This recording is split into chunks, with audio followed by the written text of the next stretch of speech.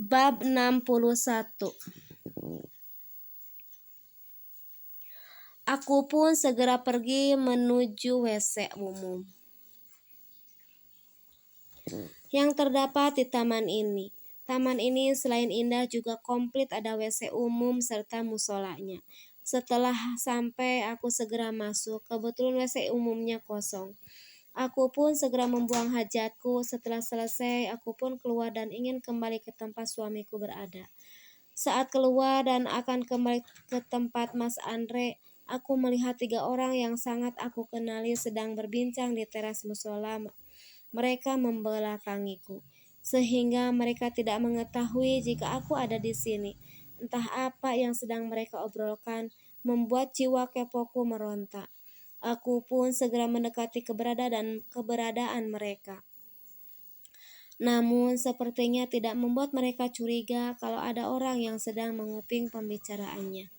Buktinya mereka terus asik mengobrol, mereka bertiga. Mereka bertiga rupanya memiliki misi yang sama, yaitu menghancurkan pernikahanku dengan Mas Andre. Aku pun tidak tinggal diam. Aku segera mengambil handphone untuk mengambil video mereka. Ini sama persis saat aku menangkap Basah Ratna dan Bagas waktu itu. Maya, kamu serius kan mau mengambil hati papanya Anissa? Biar Andre aku yang urus dan kamu Arya, kamu tetap dekati Anissa. Kita harus membuat mereka bertiga salah paham satu sama lain, biar gampang memecahkan konsentrasi mereka. Cindy mengatur strategi untuk menghancurkan keluarga kami. Iya Cindy, aku mau mendekati papanya Anissa saja. Toh dia yang paling tajir melintir, penampilannya juga masih oke lah buatku. Gak kalah sama yang muda, ujar Mbak Maya menyetujui. Oke, tapi kalian jangan sampai menyakiti calon istriku. Mas Arya menimpali perkataan Mbak Maya dan juga Cindy. Perkataan mereka membuatku merinding dan serasa ingin muntah. Tetapi untung saja masih bisa aku tahan. Aku pun segera pergi dari tempat persembunyianku. Setelah aku merasa cukup telah memiliki bukti kejahatan mereka. Ternyata mereka tidak suka melihat kehidupan kami. Mereka merasa iri dengan apa yang kami miliki. Memang pada dasarnya mereka memiliki sifat orang-orang munafik. Aku segera kembali ke tempat Mas Andre menungguku. Ternyata Mas Andre mau menyuapiku, mungkin karena merasa khawatir dengan keadaanku yang agak lama buang air kecilnya. Sayang, kok lama banget pipisnya?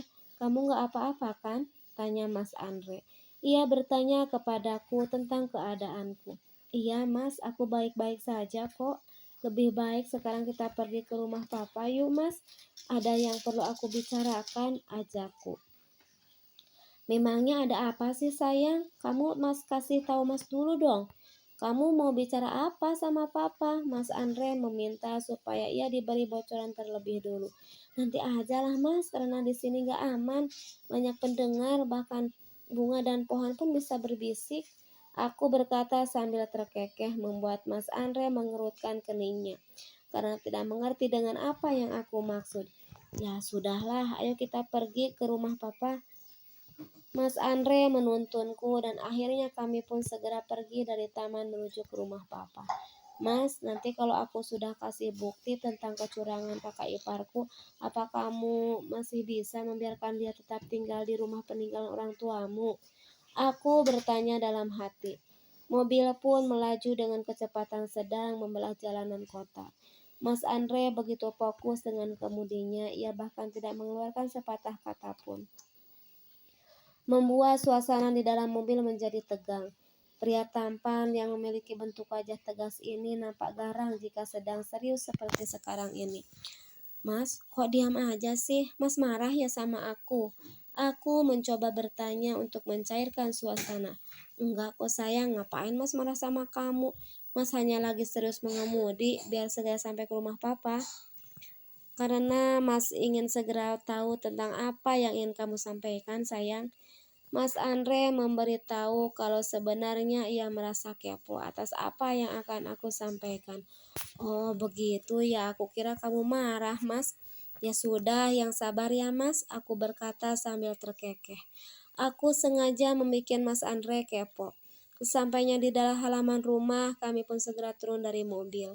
Kebetulan Papa sedang bersantai di teras rumah sambil membaca koran. Di atas meja terdapat teh yang masih mengepul serta goreng singkong kesukaan Papa. Melihat kami datang, Papa langsung menghentikan membaca korannya. Ia langsung berdiri menyambut kedatangan putri tercinta bersama menantu pilihannya. Nisa, Andre, kalian kemari nak? Kok nggak ngasih kabar dulu kalau kalian mau kemari? Papa menegur kami, kenapa tidak memberitahu jika kami akan berkunjung?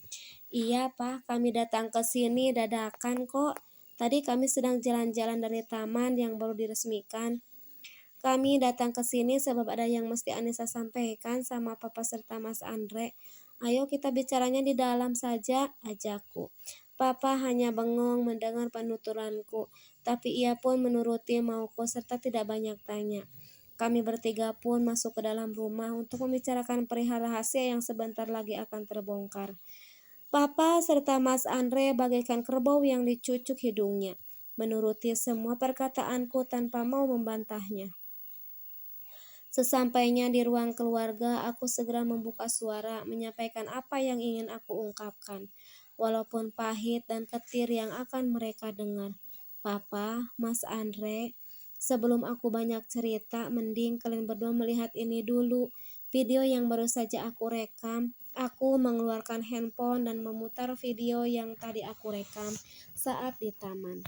Mereka berdua pun langsung menatap layar pipih yang aku sandarkan ke vas bunga yang ada di atas meja. Aku sengaja melakukannya supaya mereka berdua bisa bersama-sama melihatnya. Mereka berdua begitu serius memperhatikan rekaman tersebut. Aku melihat wajah mereka memerah serta tangan mereka mengepal. Sepertinya mereka merasa kecewa bercampur marah melihat apa yang tertera di layar handphone tersebut. Kurang ajar sekali mereka bertiga, bisa-bisanya mau menghancurkan keluarga kita. Apalagi si Maya, dia sengaja ingin mendekati Papa hanya untuk menguras harta bendanya saja. Setelah berhasil menguasai, Anissa akan disingkirkan. Tidak akan aku biarkan itu terjadi. Ayo, siapa yang lebih pandai dalam mengatur strategi? Papa berkata. Sepertinya ia sudah terpancing emosinya karena melihat video tadi.